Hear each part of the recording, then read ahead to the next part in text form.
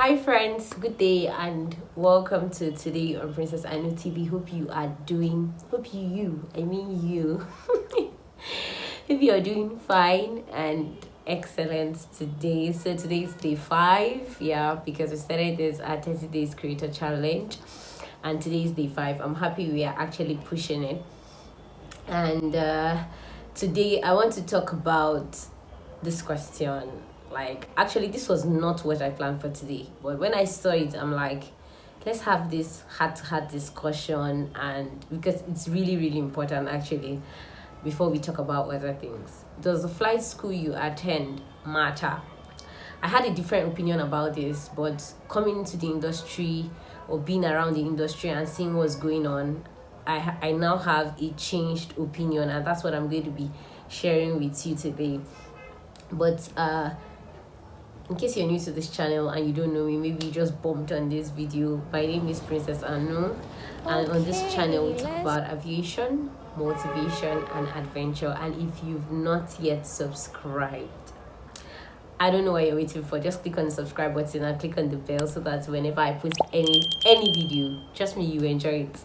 You will not want to miss. And also, I have a second channel, yeah, where I post lifestyle, faith, advices and all that. Feel free to hop there. Life with Princess Anu.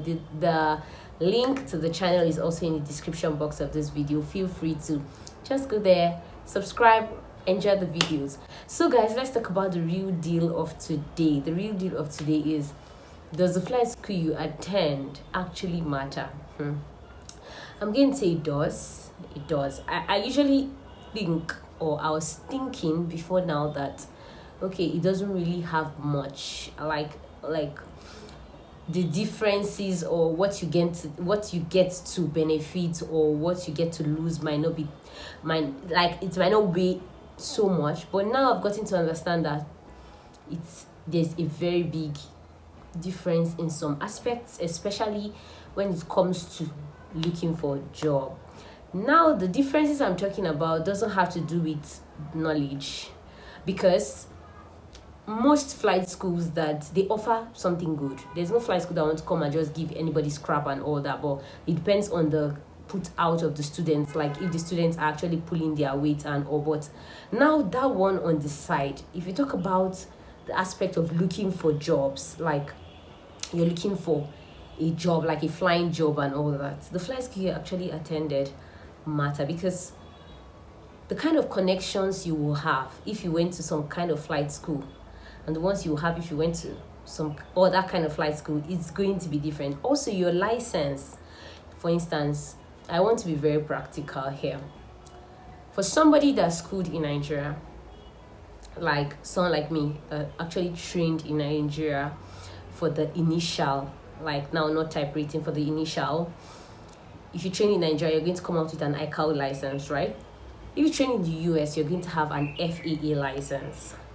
And there's the private jet sector. Let's talk about the charter, like, if you understand me, like private. Now I'm not talking about like commercial, because commercial, like you have scheduled flights and all that. Now I'm talking about the private sector, because we have to beat it one after the other, right? So that we don't pack things together. The private jet sector, some of their aircraft, or I'm going to use most of their aircrafts, actually registered in the US or like outside Nigeria. And most of the time, you as holding an ICAO license cannot or let me not use the word ICAO license, because ICAO is general, like holding a because you still have to convert your license whichever way. When you come to Nigeria to fly in Nigeria, you still have to convert it to an NCA license. But if you don't have an FAA license, you cannot actually fly those FAA registered aircrafts. You cannot fly those US registered aircrafts. And most of these people in the private jet sectors, they don't carry the 5 November, because like the registration marking in Nigeria is 5 November. They don't carry the 5 November stuff, which poses a kind of restriction. Though not only that it poses a kind of restriction, there are also some aircrafts that the owners just want people that have an FAA license to fly them, because when they go out of the country very often, like they fly to London, they fly to US, they fly to like all these places. So they want people holding international, like maybe like FA licenses and all this, like maybe EASA, if you have EASA license, or if you have even a South African license. Funny enough, like it's quite funny, but this is the fact, this is the truth, this is just what happens. And now when you come to the commercial sector, because like I said, we're getting picking it one after the other. This is just my view. I don't want you to, everybody's going to have different experiences. Like I said, I thought differently before, but for now, like I'm seeing some things which is making me feel like, okay, actually, this is how things work here. You understand?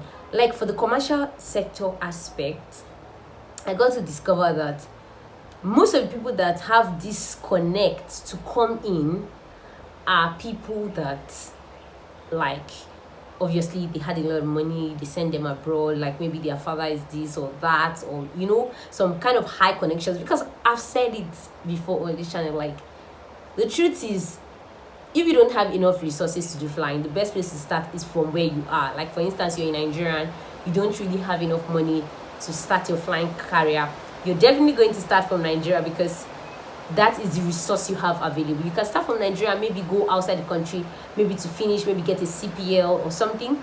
But you know, that beginning phase, you will always start from Nigeria. And the kind of connections you might be getting, or if that you might have, might not be like somebody that, okay, probably the father has the money or the mother has the money and send the person like abroad. So you know, they already have what, they already know like one or two people. They know that, okay, my son is coming back, I'm going to fix him up here and there. Or like, okay, I'm sure that I know so person that has this airline. Because see, coming to this aspect, like especially when it comes to looking for a job, because now it's not just about training. Like I said, let's leave the knowledge aspect aside. Knowledge aspect is different. Now we're talking about the connections, you getting the job, you finding the job when you are done with the flying. Because there's no pilot that wants to just get the license and come and sit down at home. It's just that circumstances most of the time happens, and you don't, maybe people don't like find the jobs on time, and you know, like you have to wait for some time and some time. But now I'm talking based on the fact that all things being equal, you've done your whole flying, you've gotten your license, you've gotten your multi-engine instrument, you've even gotten a type rating. Because another thing I want to add, that getting a type rating doesn't automatically make you get a job. So even if you train in Nigeria, maybe you just rush, maybe you got outside, like you got a type and all that, it just gives you an extra advantage. Like, I think this should be a topic on its own. Let's finish. Like sometimes I feel like I have a lot of things to like share, but I don't want to like like bombard you with too much information so that you don't get confused. So let's stick to what we have for today. And that's the flight school stuff. So if I'm going to give my honest advice, because I don't want this video to be too long, I want to give my honest advice. I'm going to say that if you can have those connections, if you want training in your country, fine. If you can start making those connections even before you get into flight school, like knowing one or two persons that maybe have aircrafts or no airlines or no owners of airlines, because you know, even these airlines, they are not stable. You can see today you're hearing that so airline is shutting down due to so reason. Tomorrow you're hearing that due to regulations, these people are banned indefinitely. Next tomorrow you come back. I know someone that told me that like he came back from his type and the airline actually folded up. So you went to do a type, this person went to do a type for a particular airline, and now you come back and that airline folds up and like you are stuck.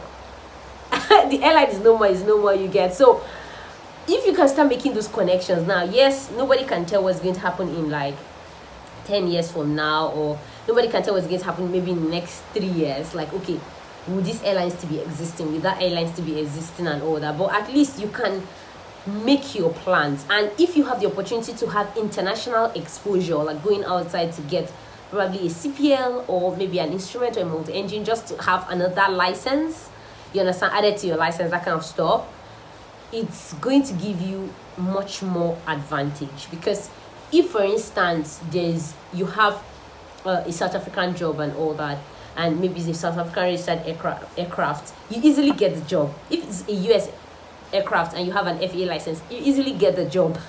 If it's a, which other country am I going to use? If it's a European, maybe you apply to all these European airlines and all that, and you have a European license, you easily get the job. So ICAO license is general, is all, but there are some places that you need an FAA license, places that you need an ESL license. If you don't have, there are even aircrafts you need to have these licenses to be able to fly. So I'm going to really say that the school you attend matters. Yeah, it matters a lot, not as it concerns knowledge, because I've not attended a lot of schools to know how the kind of knowledge, but as it concerns looking for a job or getting a job, because connections actually matter. And you don't use money. I don't really use money to buy connections. Like, you make friends, you're happy with people, you like, that kind of stuff. That's how you get connections, right? So I think if you can have that international exposure, if you have the resources to like do it outside the country, if you have the resources to network and meet more persons, especially people that I don't use top almighty, because aviation is generally very expensive and you need money to be able to finance aviation. So the people that are running the business actually have the money. If you get me, like, I'm trying to talk in quotes. I'm trying not to talk in quotes. See, guys, I think we should just end it here. Let's not. See, I'm going to see you tomorrow on that'll be day 6, right? Day 6. So until then, I hope you've gotten 1 or 2 things from this video. As raw as it is, that's I'm going to post it. I don't think I have time to do much editing, but see you next time. Bye, guys.